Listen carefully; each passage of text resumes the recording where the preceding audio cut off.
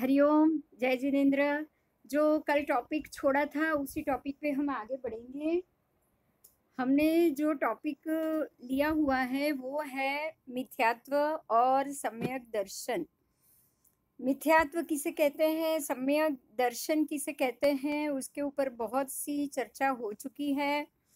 इस चर्चा में आगे बढ़ते हुए हमें एक और चीज़ जाननी है। वो जाननी है कि दर्शन और मिथ्यात्व को हम पहचानेंगे कैसे।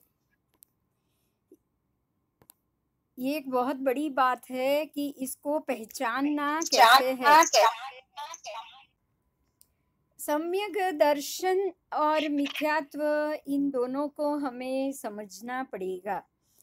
हम ये जानेंगे कि हमें अपने रोज के रूटीन बातचीत में इस चीज को हम कैसे जान सकते हैं, है ना। हमारे पास दो तरीका है, व्यवहार ज्ञान का और दूसरे ज्ञान का। व्यवहार से हम कैसे अपना ज्ञान जान सकते हैं और निश्चय से हम अपना ज्ञान कैसे जान सकते हैं। आज हम ये दो चीज को ही समझेंगे, व्यवहार और निश्चय। इन दोनों को हमने बहुत बहुत बार सुना है, लेकिन हमने उसको ठीक से समझा नहीं है। व्यवहार क्या है और निश्चय क्या है, आज हमें इसी चीज को समझ। व्यवहार को और निश्चय को हम आज समझेंगे और वो कैसे समझेंगे उसको भी हम जानेंगे। कुछ चीज़ें ऐसी होती है, जैसे कि अगर आपको मान लो कि आपको किसी को आँखों से कम दिखाई देता है, कम दिखाई देना और किसी को रात को नहीं दिखाई देना, दो में फ़र्क होता है ना। किसी को कम दिखाई दे तो ऐसा हम कह सकते कि भी इसको चश्मे का नंबर हो सकता है, लेकिन किसी को रात को ही ना दिखाई दे तो हम उसको कह सकते हैं ये नाइट ब्लाइंडनेस है। लेकिन किसी को बिल्कुल ना दिखाई दे तो भी हम कह सकते हैं कि भाई ये तो बिल्कुल अंधा है। तीनों में फ़र्क है। व्यवहार से देखा जाएगा तो जो व्यक्ति रात को ही नहीं देख सकता उसको आप नाइट ब्लाइंडनेस कह सकते हो, आप उसको अंधा नहीं कह सकते। लेकिन अगर रात के वक्त अगर वो कहीं चल रहा है तो आप यही कहोगे कि ये इसको तो बिल्कुल नहीं दिखाई देता, तो ये अंधा हो गया, मगर वो सचमुच में पूरा अंधा नहीं है, तो इसको आप व्यवहार कहोगे। अगर किसी को सिर्फ रात को ही नहीं दिखाई देता तो उसको हम बोलेंगे ये नाइट। तो पूरा दिन और अगर किसी को दिन में भी नहीं दिखाई देता, रात में भी नहीं दिखाई देता, आप सिर्फ उसको ही अंधा कह सकते हो, तो ये निश्चय हो गया। मतलब जब आप किसी को एक वर्ड बोलते हो कि ये अंधा है तो वो पूर्ण रूप से ब्लाइंड होना ही चाहिए। अगर कोई व्यक्ति पूर्ण रूप से ब्लाइंड नहीं है तो आप उसको आधा अंधा या आधा ये नहीं कह सकते हो। तो निश्चय में जो वर्ड होता है उसका कोई भी दूसरा अर्थ नहीं निकल सकता। बात क्लियर हो रही है। निश्चय उसको मानेंगे कि आप जो व्याख्या समझाना चाहते हो ना उसका स्पष्ट जवाब हो। निश्चय से ज्ञान, तत्व का ज्ञान अगर है तो निश्चय से संपूर्ण ही होता है, लेकिन व्यवहार से वो संपूर्ण नहीं। अब हम इसके लिए तत्व के ज्ञान की थोड़ी बात करेंगे। जैसे मैं बिंदु हूँ, ये व्यवहार से हूँ, अगर निश्चय से हूं ना तो मैं बिंदु नहीं, ये शरीर, मेरा शरीर बिंदु का है, मेरे अंदर बैठा हुआ आत्मा बिंदु नहीं है, उसका कोई नाम ही नहीं होता। ये हो गया निश्चयात्मक तत्व ज्ञान। जिसको ये समझ आ गई, निश्चयात्मक तत्व ज्ञान आ गया, उसको ही सम्यक दर्शन कहेंगे। लेकिन कोई ये बोलेगा कि अरे ये तो बिंदु एक ही है, बिंदु आत्मा कहाँ अलग है, बताओ, निकाल के बताओ। जो बिंदु बोल रही है वो बिंदु ही बोल रही है, जो बोल रही है, जो काम कर रही है, जो पाप कर रही है, जो खा रही है, वो बिंदु है। वो कोई उसकी आत्मा मैं नहीं मानता, वो अगर है तो मुझे बताओ। ये हो गया व्यवहार ज्ञान। क्योंकि व्यवहार में जो फिक्स है, जो निश्चित है, वो दिखाई नहीं देता, वो बिल्कुल देख नहीं सकते हो आप। तो इस ज्ञान को अधूरा ज्ञान माना जाता है, अर्ध सच माना जाता है, आधा झूठ माना जाता है। ये आधे सच और आधे झूठ ज्ञान को ही हम व्यवहार ज्ञान मानेंगे, और व्यवहार ज्ञान मिथ्यात्व से युक्त होता है, क्योंकि ये आधा सच है आधा झूठ है, पूरा सच नहीं है, ये पूरा सच नहीं है, इसीलिए ये आधा सच है आधा झूठ है। इसीलिए ऐसे ज्ञान को व्यवहार में व्यवहारु ज्ञान या फिर सामान्य ज्ञान कहा गया है, विशिष्ट ज्ञान कहा गया है, सामान्य ज्ञान कहा गया है, लेकिन तत्व ज्ञान नहीं कहा जाता। आपको अभी आज ये दो भेद मिले। ज्ञान अगर सामान्य है, व्यवहारु है, कोई निश्चयात्मक नहीं है, इससे कोई एक ठोस कारण जवाब नहीं मिलता, तो ऐसे ज्ञान को हम व्यवहारु ज्ञान या मिथ्यात्व से भरा ज्ञान मानेंगे। और अगर आपका ज्ञान तत्व से भरा है, लॉजिक से भरा है, जिसका कोई गलत जवाब नहीं आता, जिसके 2-3 जवाब नहीं निकलते, उसमें से सिर्फ एक ही निश्चय निकलता है, एक ही बात निकलती है, तो उसे आप सम्यक ज्ञान मानोगे। या तो आपके पास सम्यक ज्ञान होता है या तो आपके पास व्यवहार ज्ञान होता है, दो में से एक होना चाहिए। देखो अभी तो हमारे पास सब है। एक बात समझनी है, जब तक आप पूरे निश्चय पे नहीं जाओगे तब तक हमारे अंदर दोनों चीज रहेगी। हम आधी सच बात भी करेंगे, आधी झूठ बात भी करेंगे, क्योंकि अभी हमारे अंदर पूरा सम्यकत्व नहीं आया है, हम पूरे तत्वज्ञानी नहीं बन पाए। अभी हमारे अंदर भीतर दोनों चीज आएगी, हम दोनों चीज को मानेंगे। आप देखो, मैं उदाहरण देती हूँ। कभी कभी है ना, हमारे में से ही अगर किसी को ये मन कर जाए ना, तो हम दूसरे व्रत और ये सब कर लेते हैं ना, तब हम ये बोलते हैं मैं तो हम बोलते हैं ना, जैसे क्रिश्चियन के उसमें चर्च में चले गए तो मैं तो ये भगवान को भी मानती हूँ। हमारे मंदिर में आ गए तो हम कहते हैं हम हमारे जैन मंदिर के भगवान को भी मानते हैं। अगर हिंदू धर्म में चले गए तो हम बोलेंगे हम तो ये भगवान को भी मानते हैं। भगवान सब एक है, सबको वंदन करना चाहिए। इस चीज में भगवान एक है। देखो ये आधा सच है आधा झूठ है। कैसे पता है? भगवान एक है, लेकिन वो जो धर्म का पालन करने के लिए जो मंदिर बना है ना, वो सब धर्म अलग अलग। हिंदू धर्म अलग है, क्रिश्चियनिटी धर्म अलग है, जैन धर्म अलग, हाँ, लेकिन भगवान एक है। तो ये दो बात हो गई ना। भगवान तो एक ही है, वो निश्चय है, लेकिन व्यवहार से जो क्रिश्चियन मंदिर में आप जा रहे हो, वहां का जो धर्म है, वहां जो क्रिया हो रही है, वो बिल्कुल क्रिश्चियन लोकालिटी की हो रही, क्रिश्चियन धर्म की हो रही। हिंदू मंदिर में जा रहे हो तो उस मंदिर में जो भी क्रिया हो रही है वो हिंदू धर्म की हो रही। और आप जैन मंदिर के अंदर जा रहे हो तो यहाँ जो क्रिया हो रही है वो क्रिया जैन धर्म की हो रही। तो जो आप धर्म के हिसाब से अगर तीनों को अलग करोगे ना, तो यहाँ भेद आ जाएगा। तो ये व्यवहार से अलग हो गया। धर्म हमेशा व्यवहार में आता है। एक चीज का ध्यान रखना आप, धर्म हमेशा व्यवहार में आता है।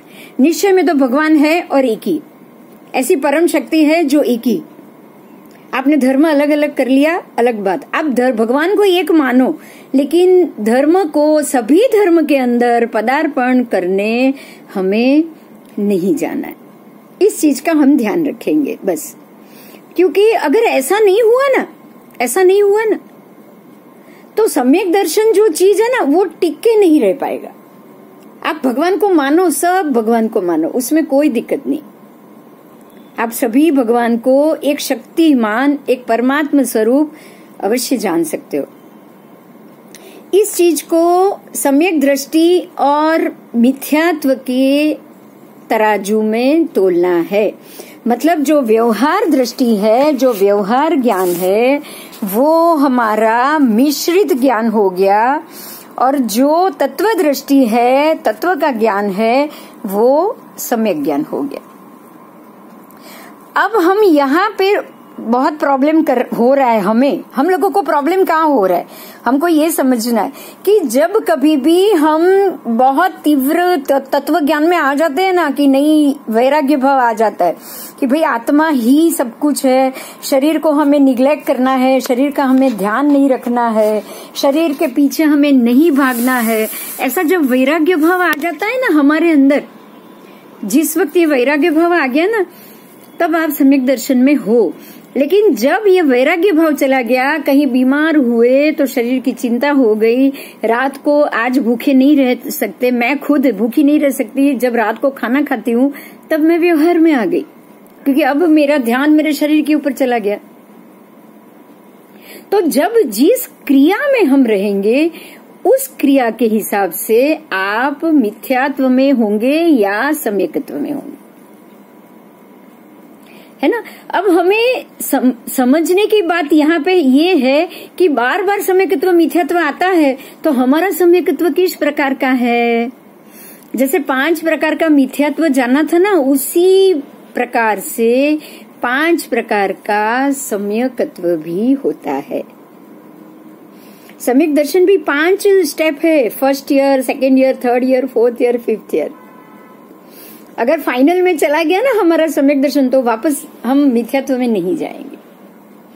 लेकिन जब तक वो मजबूत नहीं होता, अपने ठोस 5वें अपने जो स्टैंडर्ड है वहां पे वो नहीं पहुंच जाता ना, तब तक हम बार बार सम्यक दर्शन मिथ्यात्व, सम्यक दर्शन दोनों के बीच में झोला खाते रहते हैं। तो पहला, दूसरा, तीसरा, चौथा, चारों सम्यक दर्शन आता है चला जाता है, आता है चला जाता है। 5वां सम्यक दर्शन जिसको बहुत मजबूत कहा गया है, उसको क्षायिक कहा गया है, वो जब आता है ना तो उसी भव में जीव का मोक्ष हो जाता है, उसी भव में। मतलब ये हो गया कि हमें मेहनत करनी पड़ेगी, हमें मेहनत करते रहना है, जब तक हमारे सारे कर्म क्षीण नहीं हो जाएंगे और लगेगा कि अब हमारा ये अंतिम भव ही बाकी है, तब ही हमें क्षायिक सम्यकत्व आएगा, उससे पहले नहीं। क्योंकि क्षायिक सम्यकत्व आने के बाद आपका दूसरा भव नहीं होगा। सम्यकत्व के 5 भेद को भी जानेंगे, लेकिन हमारा जो टॉपिक चल रहा है वो मिथ्यात्व का चल रहा है, और मुझे लग रहा है कि मिथ्यात्व का जो टॉपिक है उसी पे ही हम टिक कर रहे, क्योंकि उसको अगर बराबर जान लिया ना तो उसको ही तो हमें छोड़ना है, उसको छोड़ने के बाद सम्यकत्व के ऊपर जाएं। मिथ्यात्व जो 5 प्रकार का हमने देखा था, आज उसी के बारे में बात करेंगे कि जो 5 प्रकार का मिथ्यात्व है उसको समझना है कि हमारे अंदर कभी भी 5 मिथ्यात्व एक साथ नहीं होते। ये बहुत महत्व का मुद्दा है, ये मुद्दा बहुत महत्व का है, और आज हम इसको ही ध्यान से समझेंगे कि जो 5 प्रकार के मिथ्यात्व, मैं फिर से एक बार नाम ले लेती हूँ क्योंकि 3-4 दिन हो गए हैं, शायद हमें वो याद ना रहा हो। पहला था अभिग्रहिक मिथ्यात्व, दूसरा था अनाभिग्रहिक मिथ्यात्व, तीसरा था अभिनिवेशिक मिथ्यात्व, चौथा था सांशयिक मिथ्यात्व, और 5वां था अनाभोग मिथ्यात्व। आज हम इसके डिटेल में जाएंगे। ये 5 प्रकार के मिथ्यात्व में हमारे अंदर एक समय में एक ही मिथ्यात्व होता है। हाँ, ये जरूर हो सकता है कि एक मिथ्यात्व अभी है एक प्रकार का, अगर वो चला गया और दूसरा प्रकार का आ गया, दूसरा चला गया तीसरा प्रकार का आ गया, ये जरूर हो सकता है।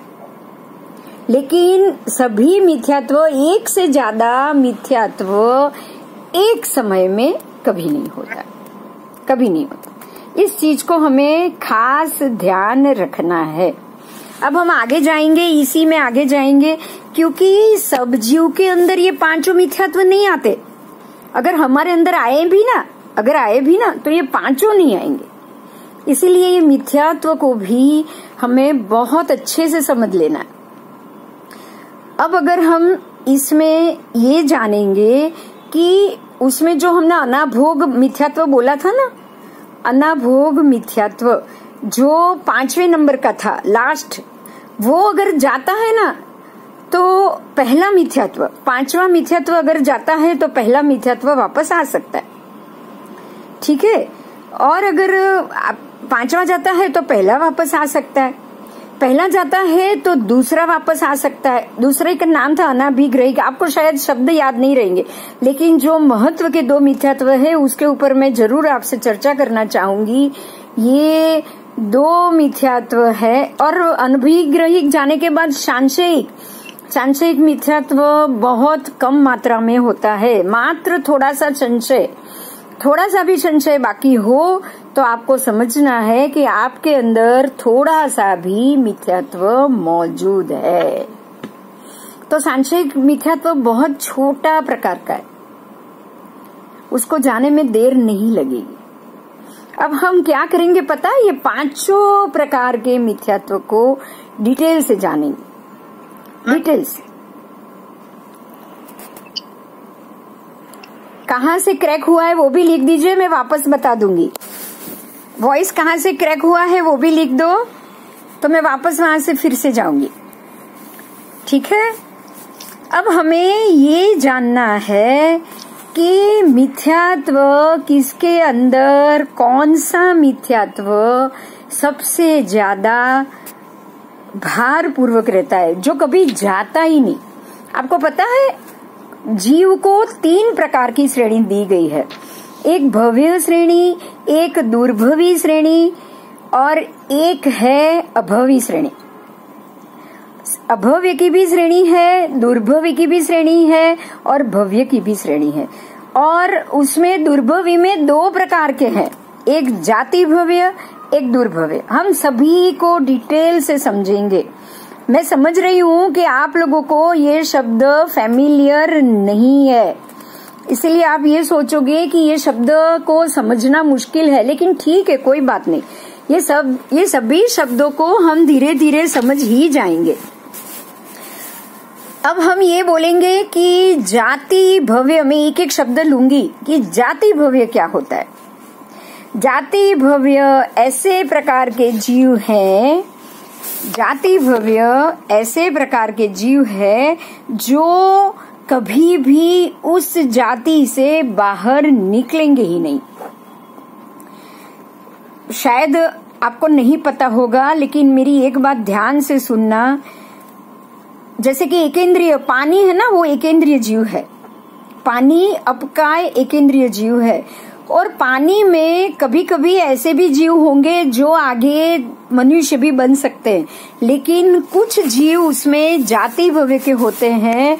मतलब जो जाति भव्य के एकेंद्रिय पानी के जीव है वो कभी भी पानी के जीव से बाहर निकलने वाले ही नहीं है।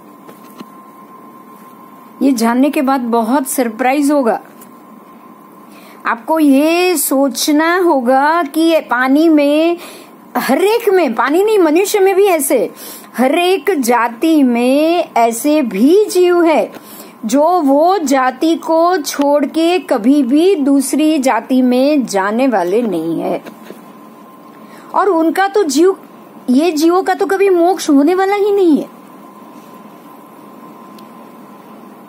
बहुत मुश्किल बात है ये। उसमें प्राणी भी आ गए, पंचेंद्रिय भी आ गए, एकेंद्रिय, बेइंद्रिय, तेइंद्रिय, चौरिंद्रिय, पंचेंद्रिय, निगोद के जीव, सब जीव आ गए। सभी जाति में आपको जाति भव्य जीव मिलेंगे ही मिलेंगे। तो जाति भव्य जीव को मिथ्यात्व, अनाभोग मिथ्यात्व होता ही है। अनाभोग, अब इस शब्द को आप खोलो, अभी अनाभोग समझ में आ जाएगा। अनाभोग का मतलब क्या हुआ कि ये जीव कोई भी अलग जाति को भोगने के लायक है ही नहीं। वो एक इंद्रिय में से कभी 2 इंद्रिय होगा ही नहीं। वो एक इंद्रिय में से कभी 3 इंद्रिय, 4 इंद्रिय, 5 इंद्रिय या मनुष्य कभी बनेगा ही नहीं। इसलिए उसे अनाभोग कह दिया है। ये एक प्रकार का मिथ्यात्व है कि ये जीव ये योनि को छोड़कर कभी भी बाहर नहीं निकलेगा। आपने जाति भव्य को जान लिया, हाँ वो भव्य हो सकता है, हाँ ऐसा नहीं सोचना कि वो भव्य नहीं, क्योंकि वो जाति भव्य है। अब जाति में से बाहर निकलेगा तो वो भव्य बनेगा ना, आपको पता चलेगा ना कि ये भव्य जीव है कि नहीं। उसका कभी मोक्ष ही नहीं होने वाला। अगर वो भव्य भी है तो कोई काम का नहीं है। अब हम दूसरे अभव्य जीव के बारे में बोलेंगे। ये भव्य हो गया। अब दूसरे जीव है दुर्भव्य और अभव्य, ये दोनों को साथ में लिया गया है।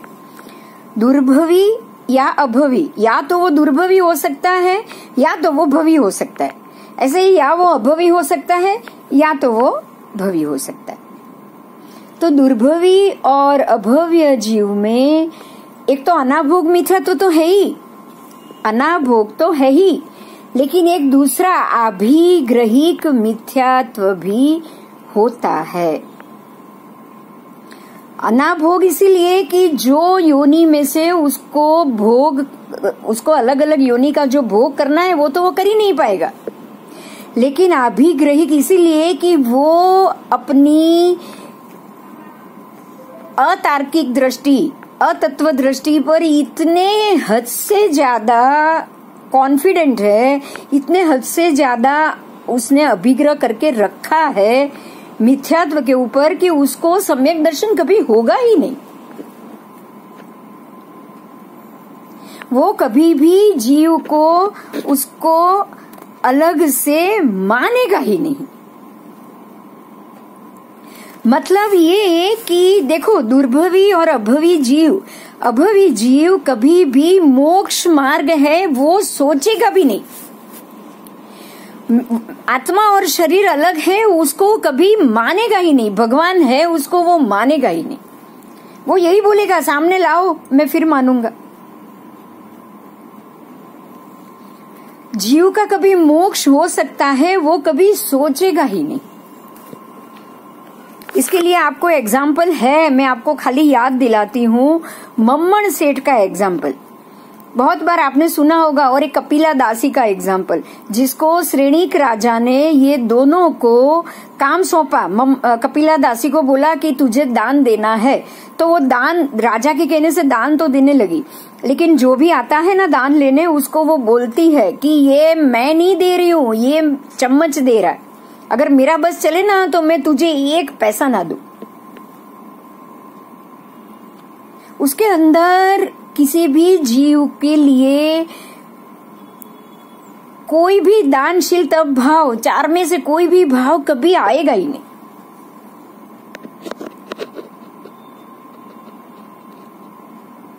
और वो मुख्य रूप से इस जन्म को, अगले जन्म को, पाप को, जो 9 चीज है ना, जीव पुण्य पाप, आश्रव संवर बंध निर्जरा और मोक्ष, ये 9 प्रकार से कर्म को जाना जाता है। ये पद्धति को वो कभी मानेगा ही नहीं। कर्म क्या लगता है, कुछ है ही नहीं। भव प्रभव क्या है, कुछ है ही नहीं। वो धर्म जरूर करेगा, अभवी जीव दीक्षा तक ले लेगा,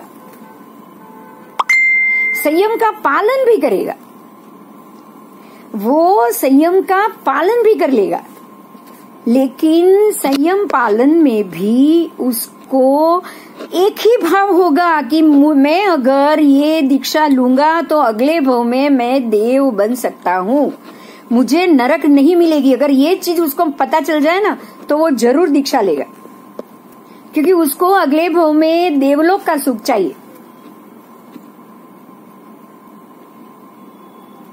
दीक्षा भी लेगा, जीव दया का पालन भी करेगा, किसी को तकलीफ भी नहीं देगा, लेकिन उसका हेतु क्या होगा, तप करेगा, उपवास करेगा, आयम भी करेगा, मांस क्षमण करेगा, लेकिन उसका हेतु क्या होगा पता है, मेरा शरीर अच्छा होना चाहिए, मेरा वजन उतरना चाहिए।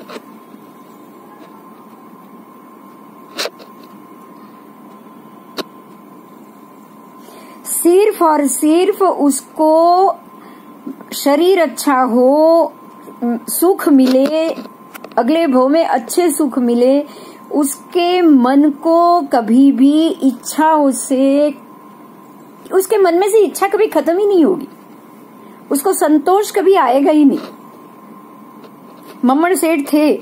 मम्मड़ सेठ ऐसे लोभी थे कि उनके पास सोने के 2 उन्होंने बैल बनाए थे और उसके सींग को वो रत्न से जड़ रहे थे, और वो पैसा खाली पैसे जो धंधा या बिजनेस चलता था उससे उनको उतना पैसा नहीं मिलता था, तो वो पूरी रात नदी में जाकर खड़े रहते थे। जो भी मरे हुए आदमी की लाश आती थी उसके शरीर से गहने और सोना और जेवर वो उतार लेते थे और उससे वो सोने के 2 बैल बना रहे थे। इतने लोभी थे, क्योंकि इनको संतुष्टि कभी आएगी नहीं। ये दोनों को अभवी जीव माना गया है। परमात्मा महावीर ने ही बताया है श्रेणिक राजा को कि ये दोनों अभवी जीव है। वो तो जान सकते, भगवान है ना, वो जान सकते। वो हमें नहीं पता चलता है। हमें किसी को भी उसके कर्म से जज नहीं करना है। हमें अपने आसपास के किसी भी लोगों में, अपने फैमिली में या अपने फ्रेंड्स में ये जज नहीं करना है कि ये इस प्रकार से बिहेव कर रहा है इसलिए ये अभवी हो सकता है। सिर्फ और सिर्फ अगर ऐसा कुछ दिखे तो ये जानने की कोशिश करनी है कि उसके अंदर दानशील तप भाव किस प्रकार से आप डाल पाओ। आप उसके अंदर ये 4 चीज को कैसे उसके अंदर ला पाओ। वो भगवान को नहीं मानता है कोई बात नहीं, लेकिन वो अगर नहीं मानता है तो उसको उसके राट में नहीं लाना है, उसको बार बार जाके बताना नहीं है।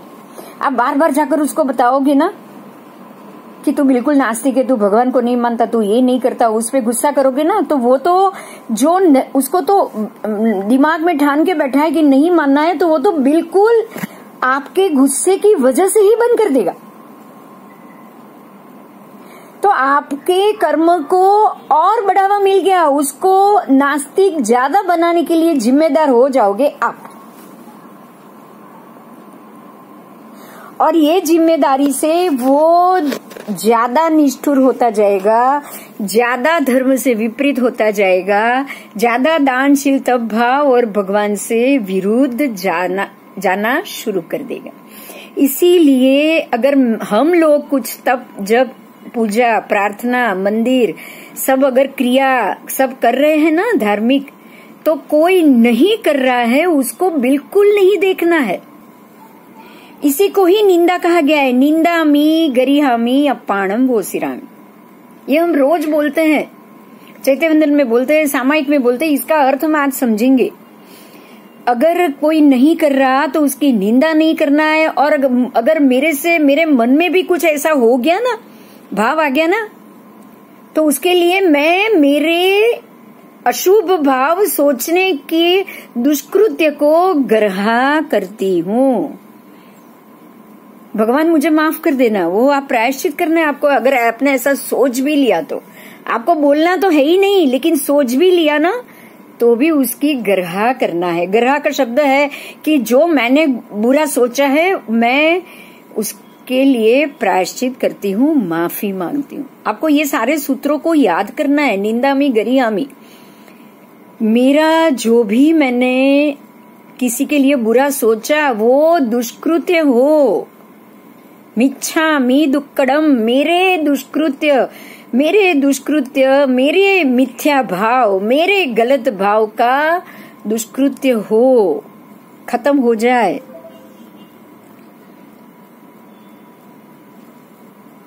समझ में आ रहा है? गरिहामि दुक्कडम, मेरे दुष्कृत्य मिथ्या हो। हमें यही एक है जो भव्य जीव कर सकता है, बाकी कोई नहीं कर सकता। दुर्भवी भी नहीं, अभवी भी नहीं। अभवी को तो ये सोच ही नहीं आएगा कि ये मैंने मेरे बोलने की वजह से सामने वाली व्यक्ति और विपरीत जा रही। अभवी तो ये सोचेगा ही नहीं। वो तो वही सोचेगा कि भाई उसमें भी अक्ल है, मैं क्यों इसकी दया करूं, मैं क्यों इसके ऊपर करुणा करूं। दूसरे भाव के ऊपर दया और करुणा करने वाला ही सम्यक दर्शनी है। अभव्य जीव को किसी और जीव के ऊपर तात्विक दृष्टि से वो आत्मा है और आत्मा को मुझे, किसी भी आत्मा को मुझे दुखी नहीं करना चाहिए, ये भाव नहीं आएगा। ठीक है, तो ये आपको, मुझे लग रहा है कि एग्जाम्पल से कुछ समझ में आया होगा। अगर नहीं लग रहा है तो आप मैसेज कर सकते हो प्लीज। टॉपिक खुला है तो उसी वक्त आपको टॉपिक पे क्वेश्चन आंसर्स लिख कर लो। 2 मिनट लगेगा सिर्फ। मैं अगर खोल दूंगी ना अभी आवाज तो डिस्टर्ब हो जाएगा। अब ये भव्य जीव हो गए, जाति भव्य हो गए और अभव्य भी हो गए और भव्य भी हो गए। हमने चारों को समझ लिया। अब मुख्य बात ये समझेंगे कि जो भी अनाभोगिक और आभिग्रहिक मिथ्यात्व, ये दोनों मिथ्यात्व दुर्भवी और अभव्य जीव में होता है। अब ये मिथ्यात्व का नाम हम समझेंगे। अनाभोगिक का मतलब ये अपने, ये जो योनि है, अभव्य की योनि है, यहाँ से ये बाहर नहीं निकल पाएगा। दुर्भवी की योनि का जो भोग है वही भोग उसे मिलेगा, बाकी भव्य की योनि का भोग इसे कभी नहीं मिलेगा। तो अब ऐसे जीव की तो हमें सिर्फ दया करनी चाहिए। अगर हमें पता ही नहीं, हमारे आसपास की कोई व्यक्ति के स्वभाव को देखने के बाद लगे कि ये बिल्कुल जड़ है, ये बिल्कुल समझता ही नहीं है, इसको, ये धर्म और भगवान को मानता ही नहीं है, तो उसकी दया करनी चाहिए, उस पर करुणा करनी चाहिए। उसको जिद में आके कुछ बोल दिया और सुना दिया, उसकी निंदा या उसकी गर्हा बिल्कुल नहीं करनी चाहिए। दूसरा है अभिग्रहिक। उनके जो मान्यता है उसके ऊपर वो इतने मक्कम से, इतने जड़ बनकर वो मजबूती से जुड़े हुए हैं कि उनको अपने, उनकी आत्मा के प्रदेशों के ऊपर से इस मिथ्यात्व की मान्यता को हटाने के लिए उनकी आत्मा में वीर्यांतराय बल ही नहीं है। उनके अंदर वो बल ही नहीं है जिससे वो अपने अंतराय कर्मों को अपनी आत्मा प्रदेशों के ऊपर से हटा पाए।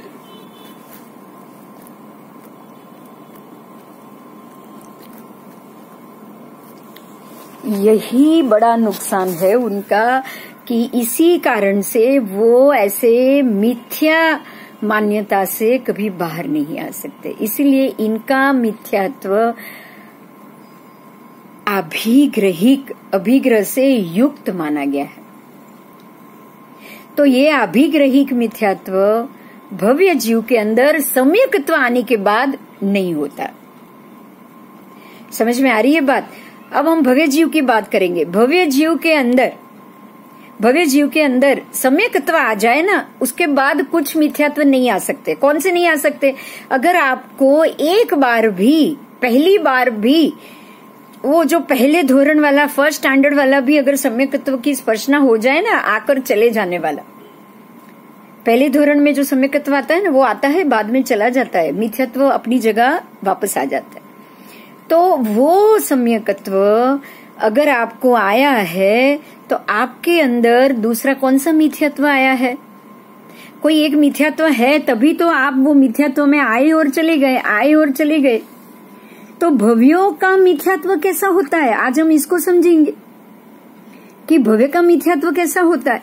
भव्य का मिथ्यात्व वो होता है कि जो आया और चला गया, है ना। तो जो आपके अभिग्रहिक मिथ्यात्व जो है, जो अभिग्रह वाला, वो तो आपको आएगा ही नहीं। तो उससे विपरीत जो अनभिग्रहिक मिथ्यात्व है, जिसमें आप कोई भी एक मान्यता को अभिग्रह बनाकर नहीं चल रहे हो, ऐसा ही मिथ्यात्व भव्य जीव को आ सकता है। अगर अनभिग्रहिक, आप अगर कोई एक, इसीलिए एक बात को बहुत ध्यान से समझो, कभी भी अपने आप को एक जड़ होकर एक बात के ऊपर कभी भी मत टिकाओ। हमेशा ये सोचो कि मैं गलत हो सकती हूँ। कभी ऐसा हो सकता है कि हम गलत हो सकते हैं? हमारा ज्ञान तो पूरा है ही नहीं है, तो हम जानते ही है। तो हमारा ज्ञान कभी अधूरा हो सकता है, हमारा ज्ञान कभी गलत हो सकता है। अगर सामने वाला कुछ कह रहा है तो उसको तत्व दृष्टि से समझने की कोशिश अवश्य करो। तत्व दृष्टि से समझने के बाद अगर लगे कि ये मिथ्या कह रहा है तो छोड़ दो, लेकिन एक मौका अपने आप को जरूर दो।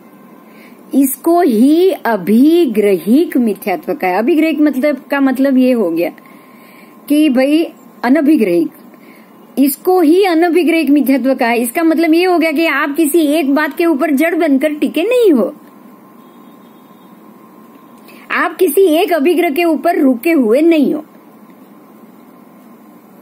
आप किसी भी बात को तत्व दृष्टि से तुलनात्मक व्यवहार और निश्चय में से भेद करना चाहते हो। जैसा आत्मा है तो आत्मा शरीर अलग है, उसके ऊपर तत्व दृष्टि से सोचते हो आप आप ऐसे सोचते हो कि अगर कोई एक डेड बॉडी मरी हुई, अगर ये व्यक्ति ये बिंदु अभी बैठी है तो ये बिंदु शरीर बिंदु भी हो सकती है, वो बिंदु की आत्मा भी हो सकती है जो ये बोल रही है। लेकिन अगर ये डेड बॉडी पड़ी है तो ये अभी कुछ बोल नहीं रहा है, तो मतलब ये हो गया कि बिंदु की आत्मा इसमें से निकल गई, अब बिंदु का शरीर पड़ा है।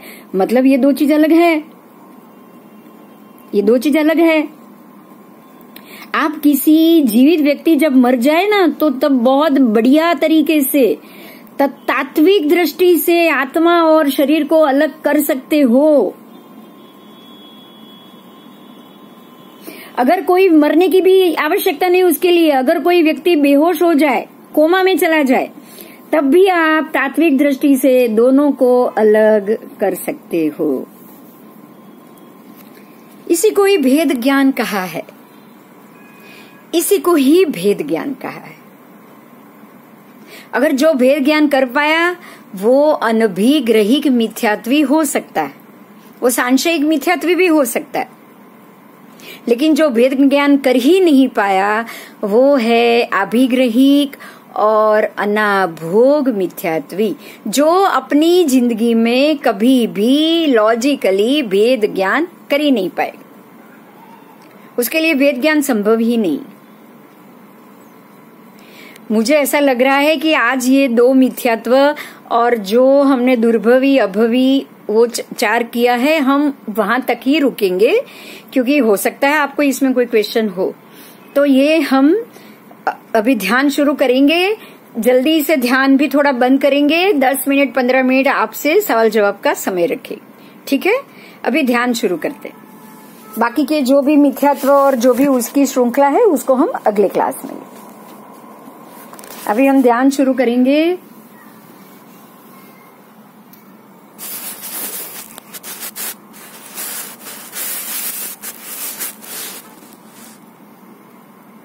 ओम शुरू करो।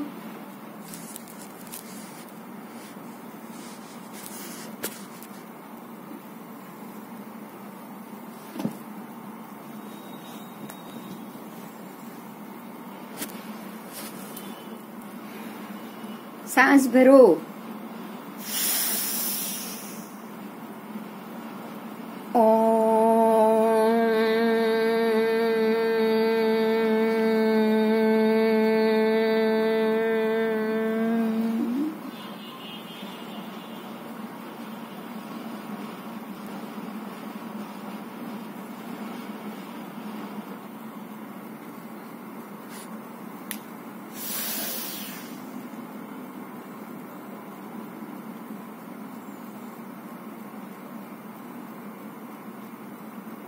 क्वेश्चन आंसर्स हम बाद में करेंगे, अभी आप ध्यान शुरू करो, बाद में मैं आपको जवाब दे दूंगी।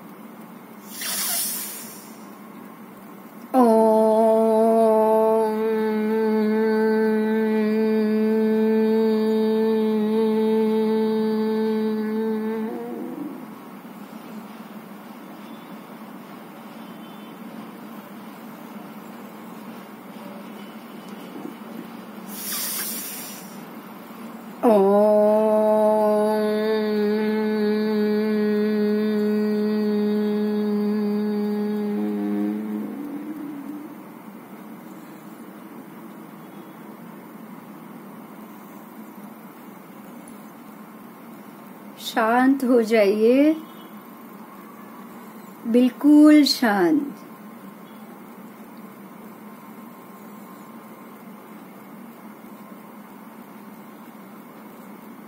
शांत होके पूरी इस परिस्थिति को भूल जाना है। सब भूल के अपने आप में शांत होके स्थिर हो जाना है।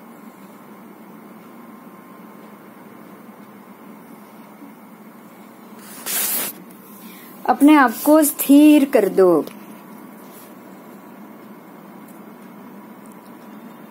स्थिर करोगे तो महसूस होगा सांस कोई और ले रहा है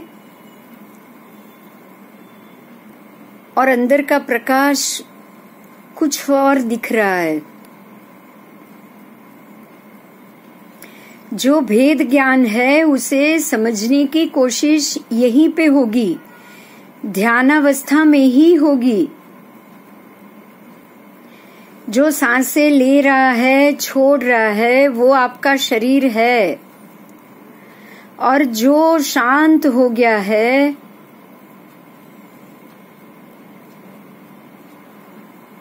जो अलग अलग रंगों को देख सकता है, अंदर से निकलते हुए एक ही रंग को भी जो देख सकता है, वो आपकी आत्मा है।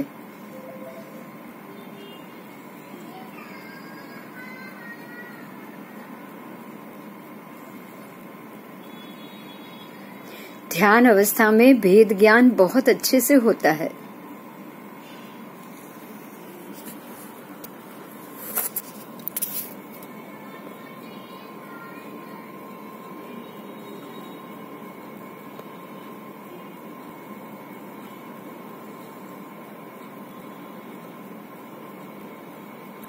कुछ पल तक कोमा में गया या मृत इंसान की तरह हमें अपनी मन की, सोचने की, विचार करने की सभी गतिविधि को बंद कर देना है। ऐसे सोचना है जैसे हम है ही नहीं, इस शरीर में हम है ही नहीं, मर चुके हैं हम, कुछ नहीं सोच रहे, ना हमारा शरीर हिल रहा है ना कुछ हो रहा है। सारी क्रिया बंद हो जाएगी तो आप अपने आप आपके आत्मा के साथ जुड़ जाओगे।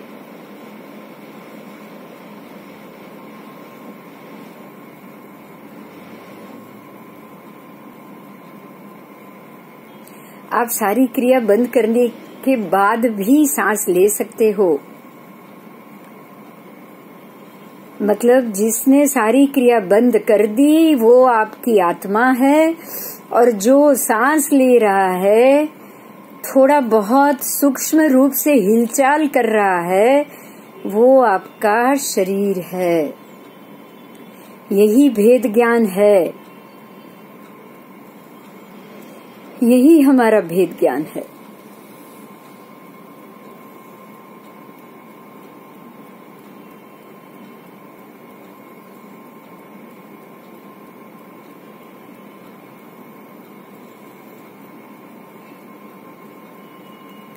भेद ज्ञान करना बहुत आवश्यक है।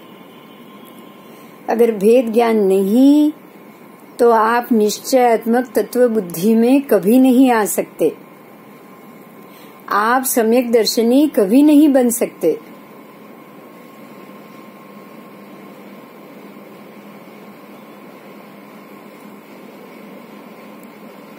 आत्मा को आत्मा समझना और शरीर को आत्मा से अलग समझना, दोनों में भेद करना ही भेद ज्ञान है। भेद ज्ञान करने वाला ही सम्यक ज्ञान, दर्शन और चारित्र का रत्नत्रयी का लाभार्थी हो सकता है।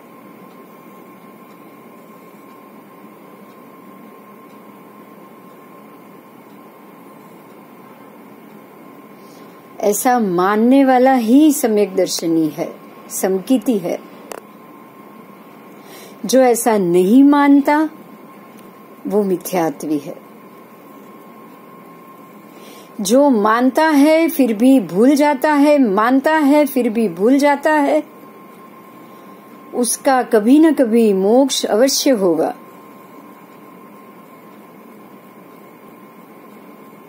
आज नहीं तो कल वो दृढ़ सम्यकत्व मान्यता में जरूर जाएगा। एक बार जागा हुआ सम्यकत्व चाहे वापस चला जाए, लेकिन जीव को मोक्ष जरूर दिलाता है। आप चरमभवी जरूर बन सकते हो। शांत हो जाइए, बिल्कुल शांत।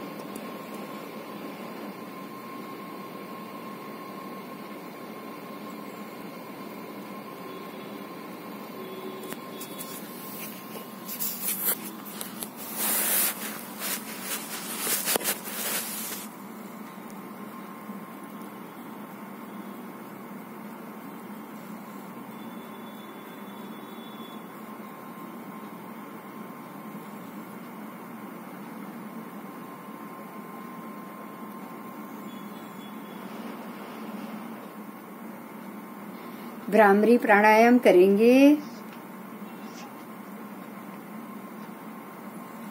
आंख बंद, कान बंद, सांस भर के नाक भी बंद।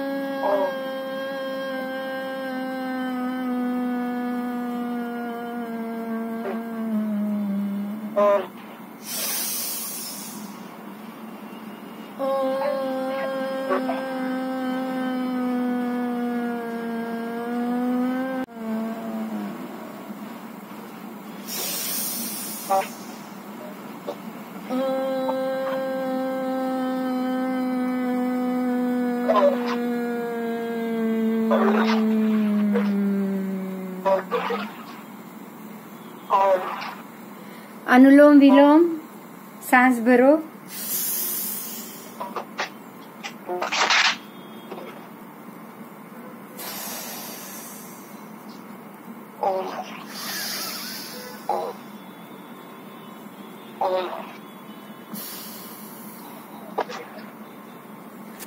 કોનું માઇક ચાલુ છે? અવાજ બંધ કરો પ્લીઝ.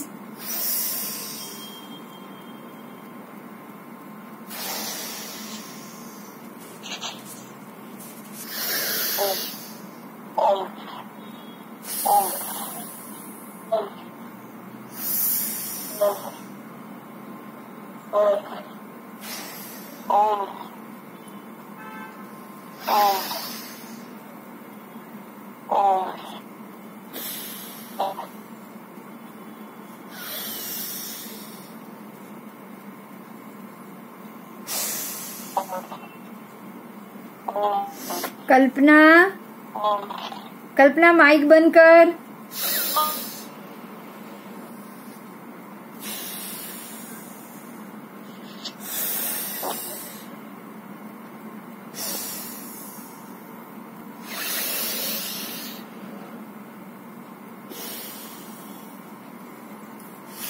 एक्सरसाइज करेंगे।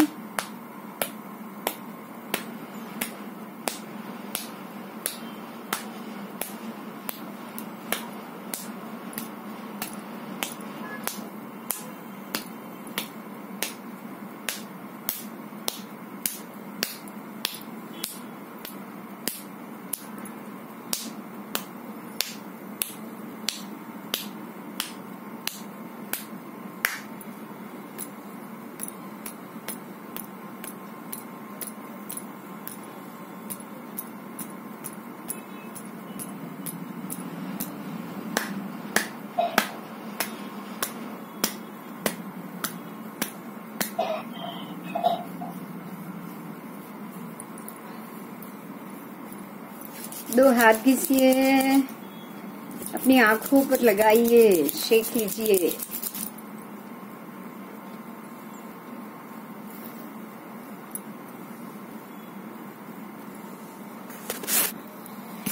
हरिओम। अभी सब अनम्यूट हो जाओ और अगर कोई क्वेश्चन है तो बोलो। मैंने भेद ज्ञान के लिए ध्यान में समझा दिया है। भेद ज्ञान होना बहुत जरूरी है। वेद ज्ञान हर एक व्यक्ति को, वेद ज्ञान ही तो है जो आपको सम्यक दर्शनी बना सकता है। ठीक है, तात्विक जो लॉजिकली और तात्विक जो बुद्धि है वो बिना भेद ज्ञान कभी आएगी ही नहीं।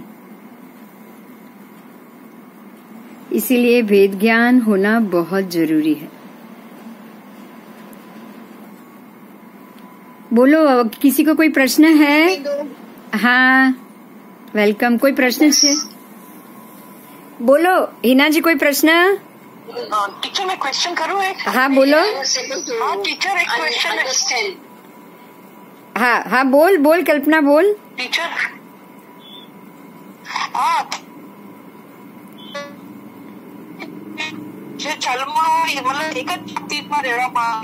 મને અવાજ જ નહીં આવ્યો। એ બુદ્ધિ જેવી પ્રાણી હતી તો એ તો કોઈ કર્મ કરશે જ નહીં, તો એને પાપને લાગશે જ નહીં। ના, એ કર્મ કરે ને। સાંભળો, ભવી એવું નથી કે કર્મ ના કરે, એની કર્મમાં માત્ર શરીરલક્ષી બુદ્ધિ છે, એને મોક્ષ જોઈતો જ નથી। जो भवी जीव है वो, उसको मोक्ष चाहिए ही नहीं, उसको पता ही नहीं है मोक्ष है, वो मानेगा ही नहीं कि मोक्ष होता है। तो वो तो अपना कर्म करता ही रहता है। वो बहुत पुण्य बनता है, देवलोक में भी जाता है, देव भी बनता है, दीक्षा भी लेता है, सब कुछ होता है उसके साथ, लेकिन उसका कभी मोक्ष नहीं होता, क्योंकि उसको मोक्ष ही नहीं चाहिए। वो मानता ही नहीं है कि जीव मोक्ष, आत्मा अलग है जो उसका मोक्ष हो सकता है। ठीक है, तो अभव्य जीव तो ये मानेगा ही नहीं कि उसका मोक्ष हो पॉसिबल है। जब आत्मा को शरीर से अलग ही नहीं मानता तो मोक्ष कहाँ से होगा उसका? आत्मा को वो शरीर से अलग मानेगा तो उसका मोक्ष होगा ना। हाँ जी,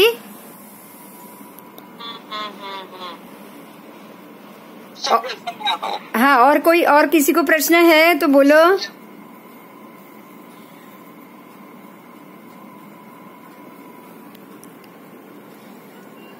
कोई प्रश्न छे? हीना?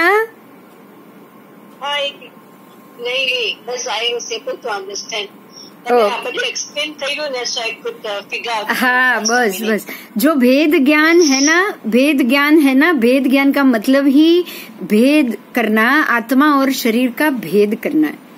अगर भेद नहीं किया ना, अगर भेद नहीं किया ना, तो हम अगर दोनों को एक मान लेंगे, तो यही तो गलत है ना, यही तो मिथ्या है। मिथ्या का मतलब ही तो गलत, मिथ्या का मतलब ही तो झूठ हुआ। अब दो एक तो है ही नहीं। जब हम मर जाते हैं तब शरीर में से कुछ तो बाहर निकलता है ना, और जिंदा है तो शरीर के अंदर कुछ तो है जो बोलता रहता है। तो शरीर और आत्मा को अलग मानना ही सच बात है। इसलिए उसको सम्यक कहा गया है, सम्यक ज्ञान कहा गया है। और शरीर और आत्मा को एक ही मानना, दो अलग है ही नहीं, ऐसे भेद ना करना ही गलत है। गलत का मतलब ही मिथ्या है। बहुत सिंपल है मिथ्यात्व और सम्यकत्व समझना, बहुत सिंपल।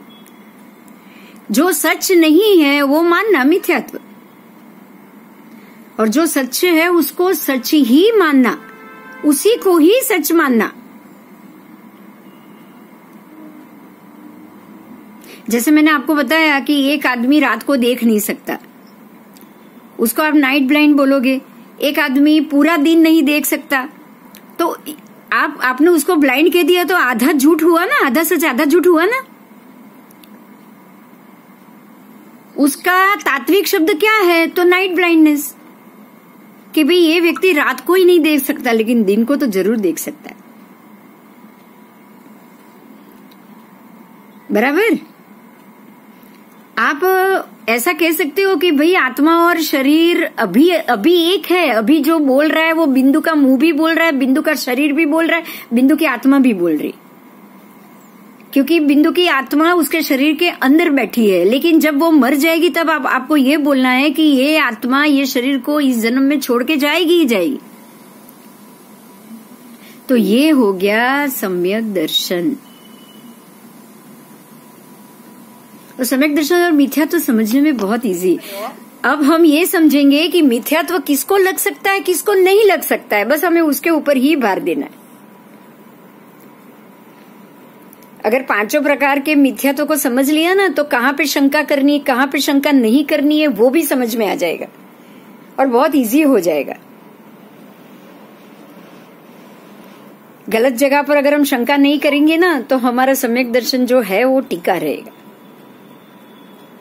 बराबर बराबर। हेलो। हाँ बोल। हेलो। हाँ बोल। પાંચેનું ડેફિનેશન જરા લખીને મોકલજે કે શું અમને ડિફરન્સ કરવાની ખબર પડે। સારું સારું। થોડું મિક્સિંગ થઈ हाँ ચોક્કસ जरूर। हाँ जरूर। मैं जो किताब के अंदर हिंदी में लिखी हुई इसकी जो डेफिनेशन है उसकी मैं आपको एक फोटो और सब लेकर आपको मैं जरूर भेजूंगी, ठीक है। आप साथ में पढ़ते भी जाओगे ना तो आपको ये शब्द से थोड़ा फेमिलियर होते जाओगे। ये शब्द तो बोलना जरूरी है इसलिए मैं बोल रही हूँ, लेकिन उसकी अपनी नॉर्मल भाषा में भी ट्रांसलेशन और समझना भी हम करेंगे। ओके ओके ठीक है। और कोई प्रश्न है? એકેન્દ્રિય જીવનું કયા કર્મ કરતા હશે કે એનું જન્મ એકેન્દ્રિય ફિક્સલ રહી જાતિમાંથી બહાર જ? हाँ, वो जाति भव्य जीव के अंदर ही ऐसा होता है। सारे एकेंद्रिय ऐसे नहीं होते, सारे एकेंद्रिय ऐसे नहीं होते, लेकिन कुछ एकेंद्रिय की उसके लिए उसकी आत्मा की ताकत। देखो, हम अगर पुण्य बांध रहे हैं, पाप बांध रहे हैं, या फिर हम किसी पुण्य और पाप से मुक्त भी हो रहे हैं ना, तो वो हमारी आत्मा की ताकत के कारण होते। हमारे आत्मा में ऐसी ताकत, जैसे वीर्यांतराय, जो 5-8 प्रकार के कर्म है ना, उसमें सबसे बड़ा जरूरी है वीर्यांतराय कर्म। वीर्यांतराय कर्म का मतलब है वीर्य। जो वीर्य का अर्थ ही है ताकत। आत्मा के अंदर ऐसी ताकत होती है कि वो अपने ऊपर लगे हुए कर्मों को हटा पाए। जो आत्मा ये ताकत वाला नहीं है ना, जिसके अंदर ये बिल्कुल ताकत ही नहीं है, वो जीव कभी भी अपने ऊपर से लगे एकेंद्रिय के कर्मों को हटा ही नहीं पाएगा। अगर कोई बेइंद्रिय जीव का आत्मा अगर ऐसा है तो वो अपने जो जाति से बाहर निकलकर अपनी आत्मा में ऐसी ताकत लाए, पुण्य बढ़ाना और अच्छे कार्य करना, वो ताकत ही उसके अंदर नहीं आएगी। तो ताकत ही नहीं आएगी तो वो जाति तो बदल ही नहीं सकता। जाति आत्मा ही बदल सकता है। आज इस बात को बहुत ध्यान से समझ लो। अगर मुझे एकेंद्रिय की, पंचेंद्रिय की जाति मिली है ना, इस जन्म में मुझे ये पंचेंद्रिय बिंदु का शरीर मिला है, मेरे आत्मा में ही ऐसी ताकत है कि अगर मैं हद से ज्यादा पाप करूंगी तो मुझे नरक की जाति मिलेगी। ये ताकत मेरे आत्मा की है। और अगर मैं हद से ज्यादा पुण्य कमाऊं, हद से ज्यादा शुभ कर्म करूं, तो मुझे अगले भव में मनुष्य ही जाति मिले, और मनुष्य जाति मिलने के बाद मैं सम्यक दर्शन भी पाऊं और ये जन्म मरण से ही मुक्त हो जाऊं। ये पूरी जो शक्ति है ना, वो आत्मा के अंदर होती है। तो मेरे अंदर ये ताकत है तो मैं जाति बदल सकती हूँ। लेकिन जो जीव के अंदर ये ताकत ही नहीं है, जो आत्माओं में ये ताकत ही नहीं है, तो वो एक ही जाति में बार बार जन्म लेगा मरेगा, लेगा मरेगा, लेगा मरेगा। ना उसमें ज्यादा पाप करने की ताकत है, ना ही उसमें ज्यादा पुण्य करने की ताकत। तो जब ताकत ही नहीं है तो वो अपनी जाति बदल कैसे सकता है? उसको उसी जाति में रहना पड़ेगा कंपलसरी। इसीलिए दुर्भवी और अभवी को हमें बहुत ध्यान से समझना है। जाति भव्य दुर्भवी है, वो भी एक ही जाति में, अभव्य की जाति में ही रहने वाले हैं। वो अभव्य से कभी, हाँ वो एक इंद्रिय भी इंद्रिय हो सकते, लेकिन मुक्त नहीं हो सकते। मतलब अभव्य की जाति हो गई, वो भी एक। दूसरे ये जीव जो अपनी जाति से ही बाहर नहीं आ सकते। अभवी जीव में ताकत जरूर है, वो एक जाति से दूसरी जाति में जरूर जा सकते। वो पुण्य बांध सकते हैं, वो पाप बांध सकते हैं, वो देव बन सकते हैं, वो नरक जा सकते हैं, सब जगह जा सकते हैं, क्योंकि आत्मा में ताकत है। लेकिन उनकी बुद्धि में ये बात ही नहीं है कि मोक्ष मेरा हो सकता है और मुझे मोक्ष जाना चाहिए। ये बात उनके अंदर है ही नहीं। और जब ये बात ही नहीं है, तब तो अब मोक्ष होना बहुत मुश्किल है, क्योंकि मोक्ष जाने के लिए भी उसकी इच्छा करनी पड़ेगी। अगर हम ना चालू छे अगर हमें मोक्ष जाना और मोक्ष जाने की इच्छा है तो ही हम मुक्त हो पाएंगे। अगर हमने ये इच्छा नहीं की तो हमारा मोक्ष नहीं होगा। आवाज आ रही है ना? अगर हमें मोक्ष, हाँ, अगर हमें मोक्ष चाहिए तो उसकी इच्छा करनी पड़ेगी। अगर हमें पाप चाहिए तो पाप करने की भी इच्छा करनी पड़ेगी। और ये इच्छा को शक्ति कहा गया है। इच्छा को ही शक्ति कहा गया है। और ये शक्ति हमारे आत्मा में होती है, जो ये जाति भव्य के जीव के आत्मा में ये शक्ति ही नहीं है कि वो इच्छा करे कि उसको अभी अच्छी जाति मिले, दूसरी जाति मिले।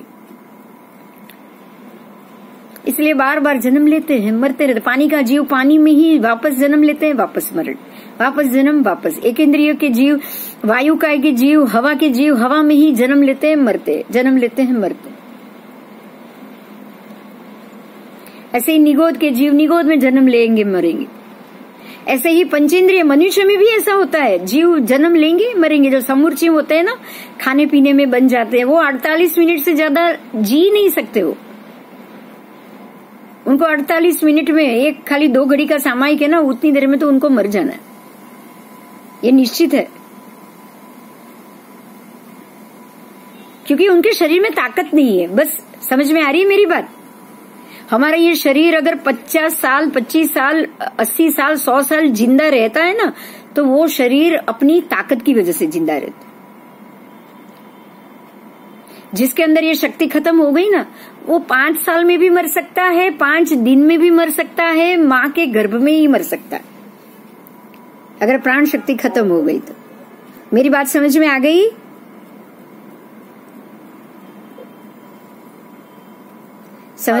हाँ, समझ में आया या कोई प्रश्न है?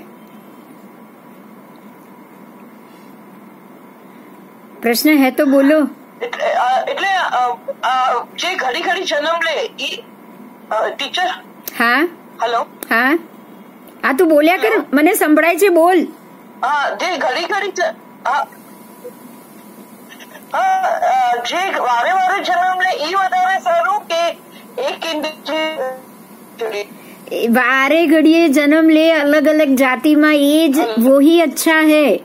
अभी अभी सिर्फ सुन, मेरे को समझ में आ गया है।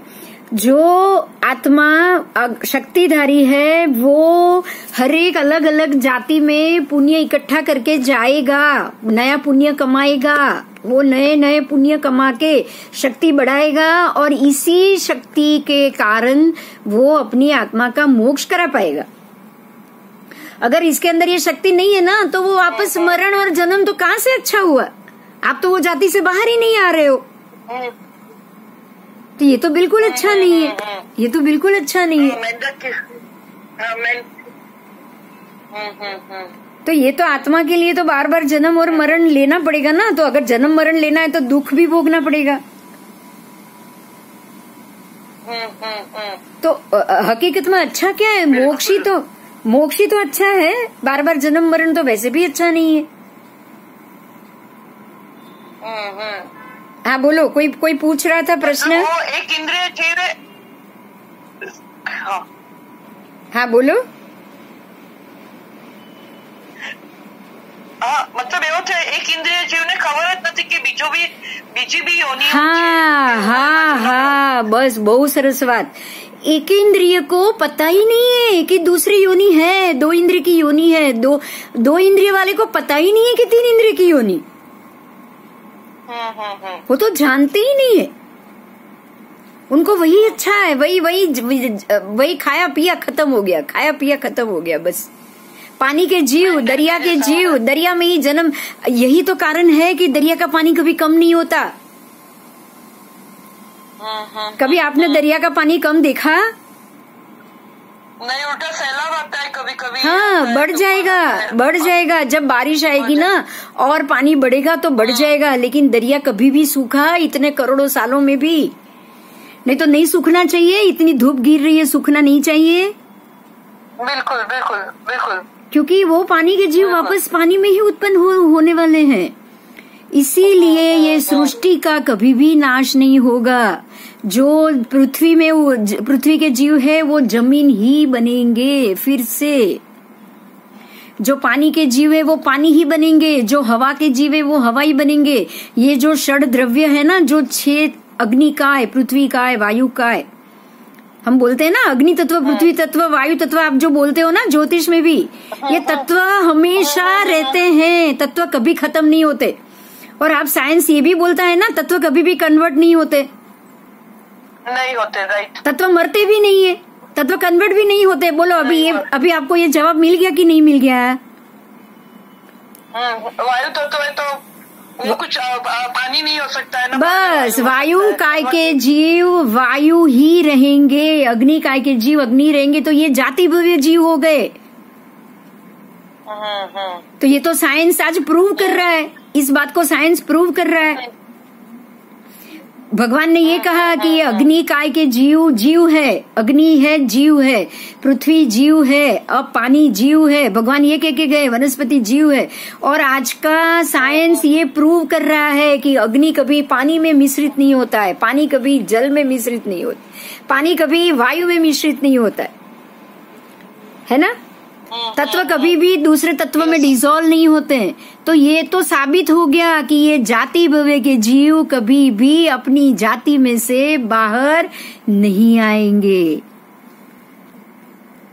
मतलब वायु और अग्नि है तो वायु अग्नि का अस्तित्व बढ़ा सकती है, लेकिन वायु अग्नि को परेशान कर सकती है, इतना ही समझो बस। या तो बढ़ा देगी। हाँ, या तो ज्यादा जोर से पवन का जोर ज्यादा बढ़ गया तो वायु अग्नि खत्म हो जाएगा, और अगर अग्नि का जोर ज्यादा बढ़ गया तो वायु खत्म हो जाएगी। मतलब एक दूसरे को परेशान कर सकती है मगर कन्वर्ट कभी नहीं होगी। अग्नि के जीव मरने के बाद अग्नि तत्व ही बनेंगे। हाँ, जल तत्व के जीव मरने के बाद जल तत्व में ही जाएंगे। Hello teacher. हाँ बोलो। हाँ, यानी कि ये एक जीव जो है उसने कुछ ऐसे कर्म किए होंगे कि उसको, अरे उसके अंदर ताकत नहीं है। आप कर्म की बात मत करो, आप कर्म करने की ही ताकत नहीं है। अगर कर्म की ताकत नहीं। अगर कर्म करने की ताकत होती ना तो वो शुभ भी कर सकते थे। Yes yes yes, got it. अगर शुभ कर्म कर सकते थे तो गलत कर्म, पाप कर्म भी कर सकते थे। यस, पर ये तो बिल्कुल निर्बली है, इसमें कर्म करने की ताकत ही नहीं है। जल के अंदर अग्नि के जीव को मारने की भी ताकत नहीं है। राइट। तो ताकत ही नहीं है तो जाति छोड़ेंगे नहीं, और जाति छोड़ेंगे नहीं तो ये तत्व एक दूसरे तत्व में मिश्रित कभी होगा नहीं, मिश्रित होगा नहीं। इसीलिए ये जगत का नाश कभी नहीं होगा, क्योंकि इसमें हमेशा हवा भी रहेगी, पानी भी रहेगा, अग्नि, पृथ्वी, वायु, जल, आकाश, वनस्पति, ये सब 6 के 6 द्रव्य, षड द्रव्य, ये सब विद्यमान रहेगा, सब विद्यमान रहेगा। इसका नाश ही नहीं होने वाला। उसमें भी जो जीव खाली मनुष्य के जाति भव्य है वो खाली मनुष्य भी रहेंगे, तो मनुष्य का भी कभी नाश नहीं होगा। हेलो, ना कभी एकेंद्रिय का नाश होगा, ना बेइंद्रिय का, ना तेइंद्रिय का, ना चौरिंद्रिय का, ना पंचेंद्रिय का। ना कभी मनुष्य जाति खत्म होगी, ना कभी देव जाति खत्म होगी, ना कभी नरक जाति खत्म होगी। समझ में आ रही है मेरी बात?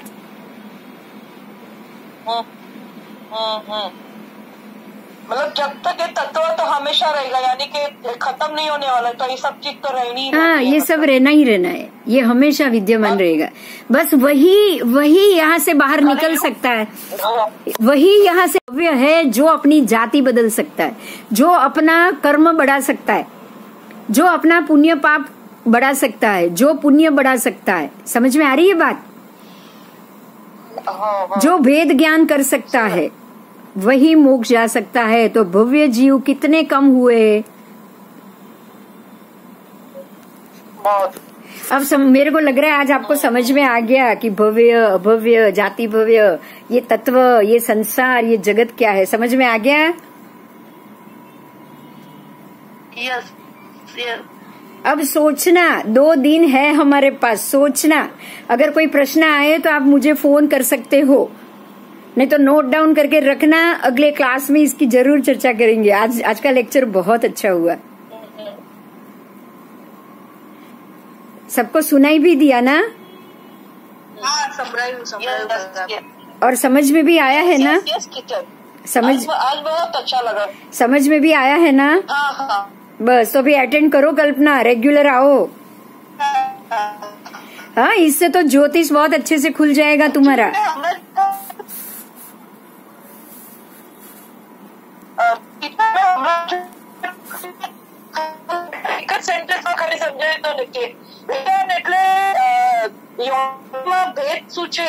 भेद ज्ञान मतलब मेरा ये जो मैं बोल रही हूँ, ये बिंदु बोल रही है या बिंदु का शरीर बोल रहा है? ये कौन बोल रहा है?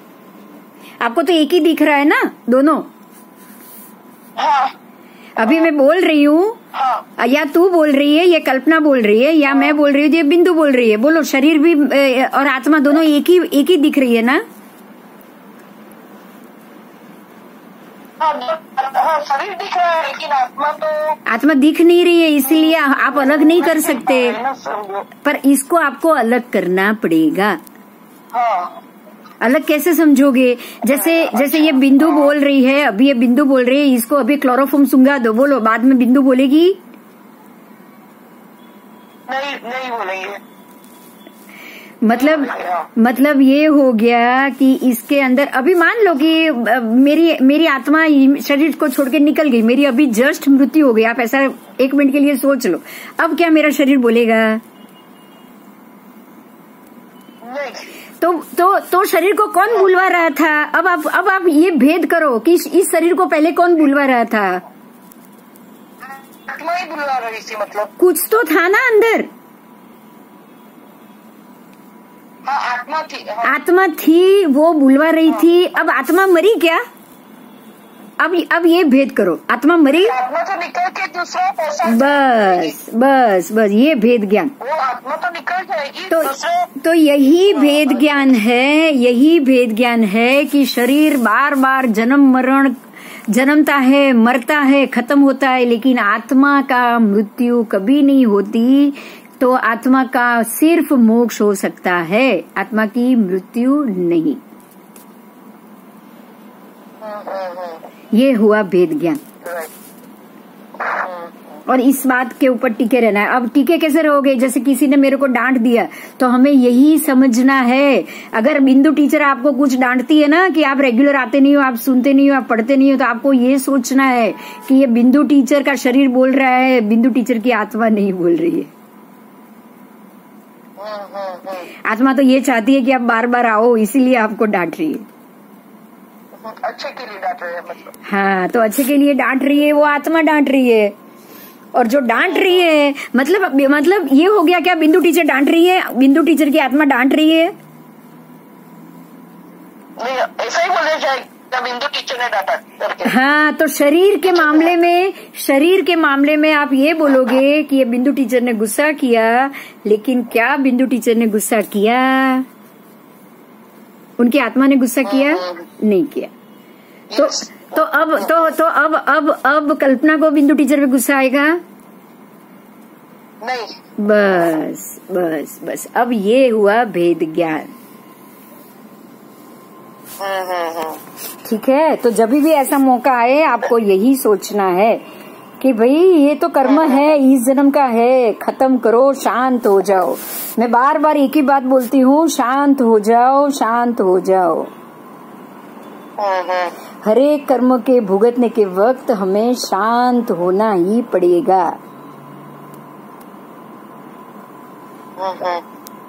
बराबर?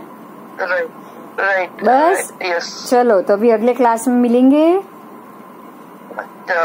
हाँ, चलो, बहुत अच्छा हुआ क्लास आज का क्लास सच में अच्छा, टॉपिक भी अच्छा था, है ना हीना? कुछ समझ में आ गया ना सब? हाँ, कई प्रश्न हो तो પછી કરજો, ઓકે? नहीं तो नेक्स्ट क्लास में करजो। नेक्स्ट क्लास में करशो तो बधाने समझवा पण मळशे। हाँ, यस यस, हाँ, हाँ, बराबर कीधुं। हाँ, हाँ, हरिओम जय जिनेंद्र। हरिओम जय जिनेंद्र। अभी हम मंगलवार को मिलेंगे। हाँ, अभी मंगलवार को मिलेंगे, ठीक है?